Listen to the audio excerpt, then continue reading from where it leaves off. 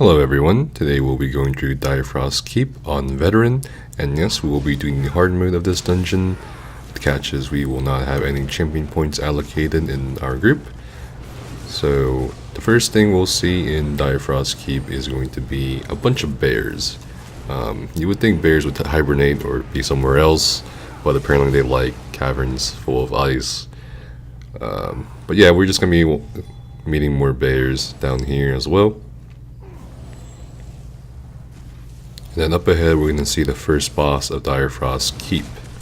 It's basically a troll with an ice AoE around it that's constantly going off. If you are the tank, try to hold it still as much as possible. It won't hurt you or kill you.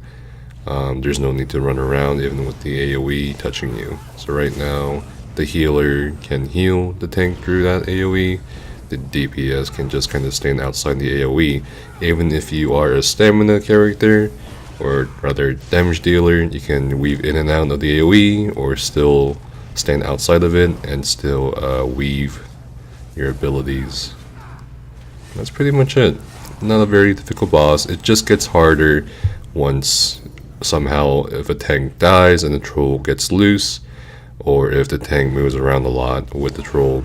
But again, no need to panic or anything, just keep it still and you're good to go. After the troll, we're gonna meet up with some Draugr and some frozen soldiers here. How a frozen thing can actually move is doesn't make sense, but I guess we are in the world of the Elder Scrolls, so I guess anything goes. But yeah, you're just gonna be cleaning up a lot of trash here. There aren't too many threatening elements in these mobs here.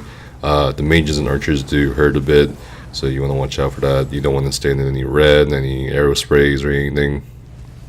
And it's just going to be a constant barrage of ads up until the next boss.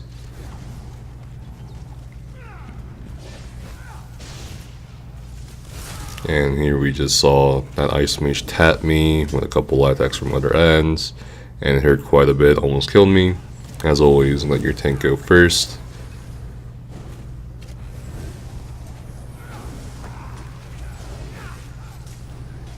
And there we go.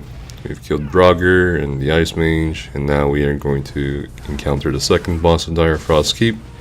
The Guardian of Flame doesn't really do any fire attacks. He just mostly does ice attacks. So that ice cone, the scream he does, targets the tank. As long as he has taunt, the ice cone should not go anywhere else. And he randomly puts an ice AoE down. It's really easy to just sidestep it and not touch it. That's pretty much it. He just does ice AoE, ice cone, Feline attacks, ice cone, and that's it. And if you do have the quest for Direfrost Keep, don't forget to pick up a torch from that fireplace there, as you will need it soon. And across this bridge we got more ads. It's the same format. A couple archers, an ice mage, some sword and borns, or just a couple melee ads.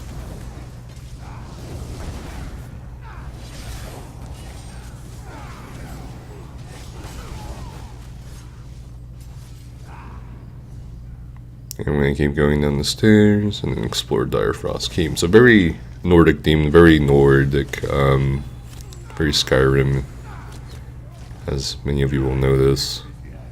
For whatever reason, our DPS are not here, but the tank will stack them anyway, so we can just melt them pretty fast. Try not to stand in a shield charge from an NPC. It can hurt, especially when it's paired with other incoming damage. We're still waiting for the DPS. I don't know what the fuck they're doing, but why not?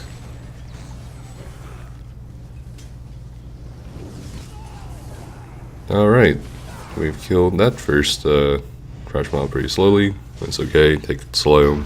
No need to pull everything at once. Later on in the video, you will see us pull quite a few things at once. If you're not comfortable with pulling that much trash in this dungeon, no need to. You can take it slow, one at a time. And after we clear this corridor here, we're going to go up the stairs and we're going to see a room full of ads. The best way to deal with these ads is to either stack the range ads onto the melee, or the melee onto the range, or just stack them in one spot if you are Dragon Knight tank, or if you're using the Fighter's Guild ability, if you're another class, just leash them in. After you kill these guys, you'll need 2 people to stand on a pad each, so this pad right here on the left and 1 pad on the right, and that will activate the door and you can go through. And then immediately after you come down, you encounter the next boss of Direfrost Keep. It's basically a monstrosity. All he does is spins like that and summons these frozen Banekins to kind of like suicide bomb the group. You want to just get out of the AoE if possible. If you get hit by 2 or more, you might get killed, which is a bad thing. It is possible to kill them in your group's AoEs before they explode, but typically they come at you from weird angles, so you might get hit by 1 or 2 during the entire fight. Again, not too difficult, and remember that torch. Make sure you dip it into that fire right there. And you don't want to forget it, because this quest chain can be broken, just like Tempest Island or Vaults of Madness. So you don't want to forget the quest objectives, otherwise you have to go all the way back before you engage the next checkpoint. And the trolls here, no, there was no need to really aggro the second troll. It's just something out of habit, I suppose. And you just want to stack it at the end. They don't really do much. It's not too threatening. And that's it. After you kill the trolls, you'll pull this lever, once you're out of combat of course, and then you'll go through this door and basically retrace your steps back to the Guardian of Flame room, where we first encountered the second boss of the dungeon.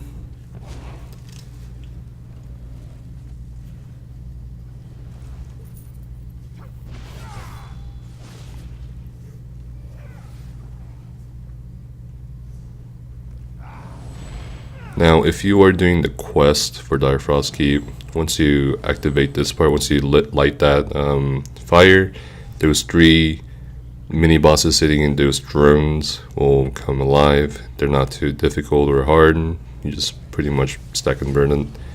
This is a pretty neat feature of the dungeon. A lot of people don't know about this boss because they typically skip over it for Undaunted pledges, and they just kind of forget about it or just never encounter it. But basically, this is a boss called Drada's Apprentice. So basically, this is the final boss's apprentice, and the ability he does here, the big AoE where he just erupts the ground into a bunch of ice shards, is a signature move of the last boss. So this is kind of teaching us, hey, this is the apprentice, now imagine what the boss can do. I mean, he just one-shot one over DPS. So, lesson learned, stay out of the ice AoE. And that's pretty much it. You can bash that attack he just did. Not sure why none of us did, but it can do a bit of damage, as you just saw, or could do. But yeah, that was Drada's Apprentice. Pretty cool boss. Just kind of well hidden if you're not, if you're doing this dungeon for the first time in Undaunted Pledge or something. And here we have another trash pack. Again, same format as always. Couple archers, couple ice mages, couple frozen soldiers and Draugr. Not a big deal. And you just want to kill them.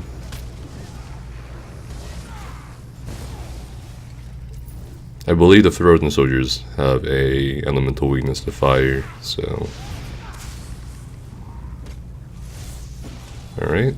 And then here our tank is going to do a, or not tank, but our group is going to do a fairly big pull. Again, if you're not comfortable with this, don't do it. We just basically pull the hallway we came through and the adds at the top of the stairs. And you can do this, you can just stack everything at the top of the stairs. It's pretty easy. As long as healing's going on, and as long as you're not getting hit by too many things at once, you're good to go. And here we will encounter the second to last boss of the dungeon, Iceheart, the titular boss of the Undaunted monster set, Iceheart. and it's basically an ice Atronac with a couple mechanics. The first mechanic it will do is it will slam the ground, you can get out of it, and the second mechanic it will do will summon these frozen soldiers, and basically they come in the form of these ice shard AoEs that can damage you.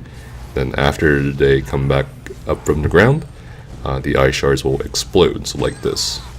And then the frozen soldiers will be activated. And it's a pretty cool mechanic, it's a pretty cool graphic to see. But otherwise, not too difficult of a boss, and we'll be moving on to the final boss here pretty soon.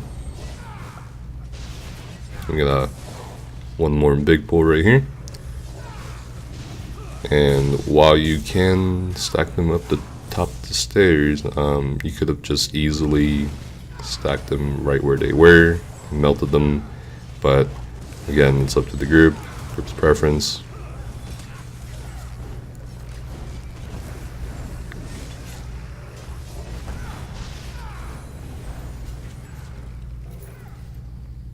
And here we go. This will be the last boss. Draw the witch. And this is the quest giver that we've been following. We're not following, but trying to retrace the steps. And here we're engaging her. Again, just like with her apprentice, she's going to do a big ice AoE, which everyone should avoid. The tank can tank it, but it can be quite a bit of damage if you're not expecting it, as you just saw. And the second mechanic she does is she drains someone. So you just saw her tether someone and they just lift it up into the air. You have to CC break that. You have to break free. If you don't have enough stamina to break free and she keeps draining you like that, her health will go up a lot. The hard mode, when we enabled it, basically gave her a lot more health and a lot more healing done. So the faster you break free from her clutches, the better it is, because you don't want this fight to last forever. Eventually she'll summon more adds besides the Ice Wraith. She'll summon these two Frost Atronacs, which can deal a bit more damage. So again, if you are a healer, DPS, or even a tank, try to conserve your stamina as much as possible, because if you can't break free, her health is going to shoot straight back up, and it's pretty fucking annoying. So it's pretty much the same thing over and over again. The ice AoE, she just targets a random person, ports her, so it's better to kind of just stay close, or even just stack as a group. She doesn't have any cleave or anything, and she's not tauntable. She's one of the very few bosses in this game that don't obey traditional taunts. She's basically similar to the planner inhibitor in that aspect. So most people like to bring 4 DPS here, because most of the dungeon's not hard, and the last boss needs more DPS anyway, and you can't taunt her. But yeah, anyway, that is pretty much the Direfrost Keep hard mode fight. And thank you guys so much for watching, and I will see you guys in the next video.